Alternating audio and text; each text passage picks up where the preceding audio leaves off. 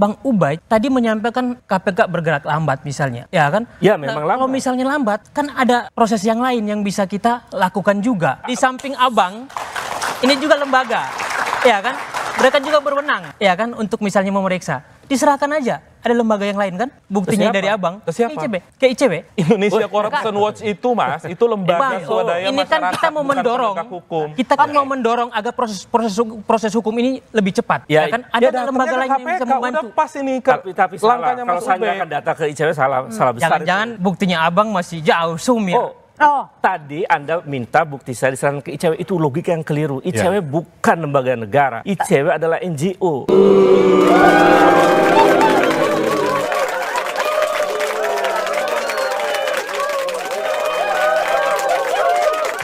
Mas Alfator tadi mengatakan baiknya masyarakat bersabar tunggu penegak hukum bekerja. Saya tanya Mas Alfator, untuk segera agar ini terang benderang, siapa yang harus dipanggil KPK? Kalau KPK memanggil Dalam kasus Kaisang.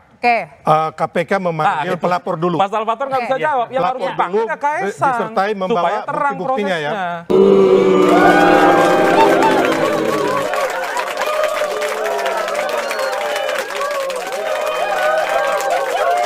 Ya nggak bisa dipanggil juga dong. Loh, untuk mengklarifikasi. Pertanyaan kita mau klarifikasi bukti yang disampaikan oleh Bang Ubaid itu udah valid apa enggak? Dibocorin aja ke publik kalau misalnya Nah itu makanya diduga Mas KPK Alfator misalnya tadi disampaikan bicara dalam disampaikan kerangka hukum. bahwa KPK Bahasa misalnya apa itu membocorkan dokumen itu disampaikan aja. Membocorkan dokumen itu salah itu argumennya. Kok salah? Karena buktinya benar.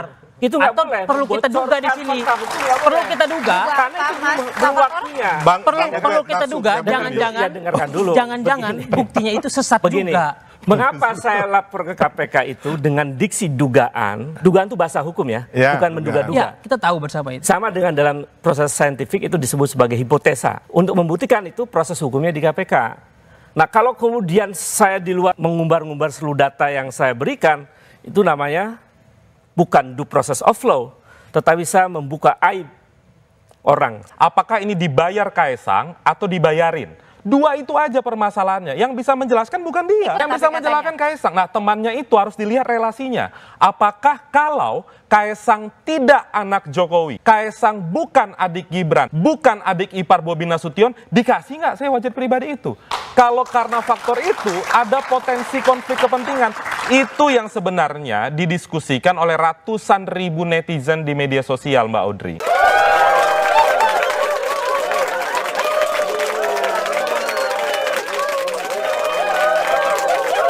Tidak ada kewajiban Mas Kaisang untuk datang ke KPK karena Mas Kaisang itu bukan penyelenggara negara. Ya kan? Soal tentang bahwa Kaisang itu bukan pejabat negara itu juga keliru. Ya. Karena sebetulnya apa bukti ya, misalnya pertanyaannya, apa bukti bahwa Kaisang berkorelasi dengan jabatan negara? Ayahnya, tadi kakaknya, kakak ibarnya. Tetapi juga secara empirik kemarin ketika Kaisang datang ke kantor PSI, itu dikawal oleh Pas Pampres. Pas Pampres adalah fasilitas negara. Itu menunjukkan bahwa Kaisang adalah anak dari pejabat negara yang tidak bisa dilepaskan. Pakai fasilitas negara kok dilayani.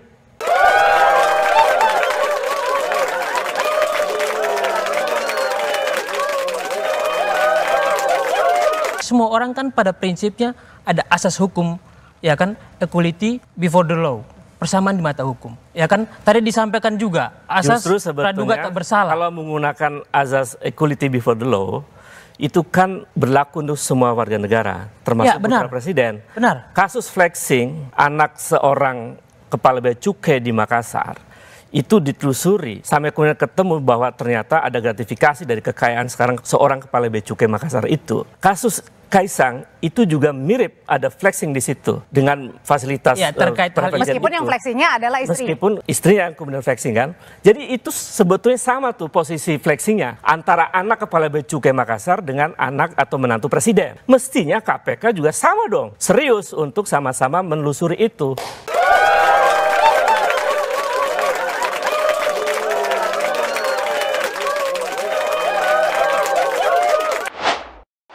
Assalamualaikum warahmatullahi wabarakatuh. Jumpa lagi dengan saya di Kem TV Channel.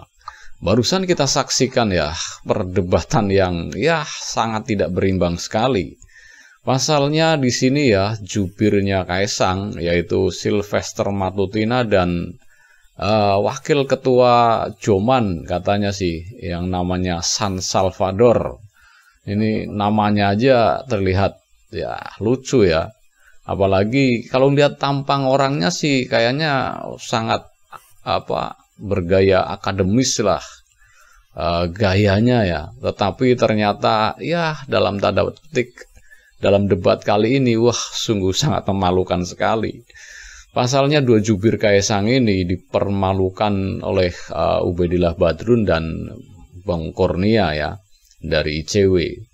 Di sini benar-benar ditertawakan satu studio lah.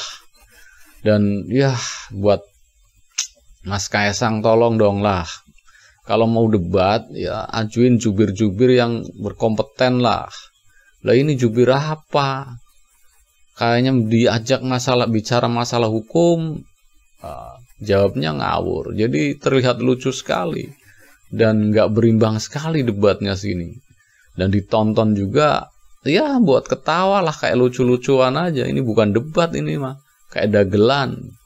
Yang satu yang Ubaidillah sama Bung Kurnia memang menguasai materi, yang sebelahnya jubirnya Kaisang, yang satunya Bung Sylvester kita tahu kan ngandelin otot sama urat leher aja, yang penting kenceng. Tapi yang satunya Allah, waduh lucu sekali, tampangnya sih akademis ya, tapi ternyata gak ada isinya, malah kelihatan ya malu-maluin lah, dan memang benar-benar dipermalukan di sini. Jadi ya sekedar buat hiburan aja sih. Ya inilah orang-orang di sekitarnya Kaisang. Ya begini kualitasnya yang katanya anak muda yang berprestasi, yang banyak melahirkan perusahaan-perusahaan baru, tetapi nggak lama juga nggak ada kabarnya lagi. Entah tutup, entah gimana ya. Yang ini ya perdebatannya sih sebenarnya sangat ringan sekali ya, soal jet pribadi yang diusut oleh Ubaidillah Badrun, diajukan, dilaporkan ke KPK, tetapi tidak ada klarifikasi dari Kaisang.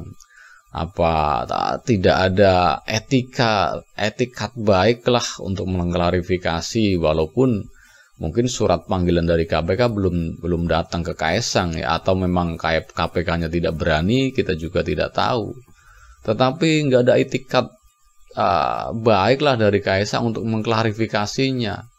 Seolah-olah ya, kalau dibilang dia ngumpet nanti marah, tetapi dibilang katanya nggak ngumpet tetapi nggak mau nongol, kan susah.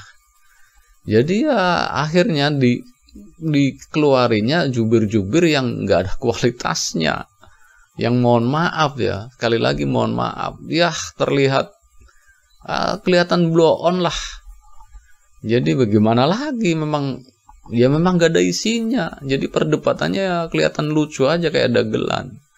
Dan benar-benar dipermalukan sekali di sini ya, sama apalagi sekelas Bung Ubaidillah Badrun, dia seorang dosen di UNJ, dan juga Bung Kurnia ya, seorang peneliti di ICW. Tentunya wah, ini orang yang sangat kompeten sekali.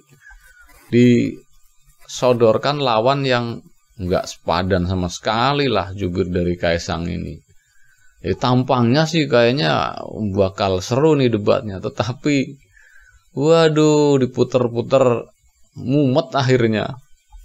Kelihatannya lucu sekali lah. Pokoknya ya Anda yang tadi lihat videonya kan sangat lucu sekali, argumen-argumennya dangkal semua, dan ya kayak debatnya antara dosen lawan anak SD, bayangin aja ya, kayak orang ngajarin orang lah. Jadi lawan debatnya juga ya ketawa-ketawa, gimana mau berdebat secara ilmiah, sedangkan yang sebelahnya tidak menguasai materi, jadi ya kelihatan lucu aja. Dan ya begitulah kualitasnya orang-orang yang disampaikan Kaisang ya gitu.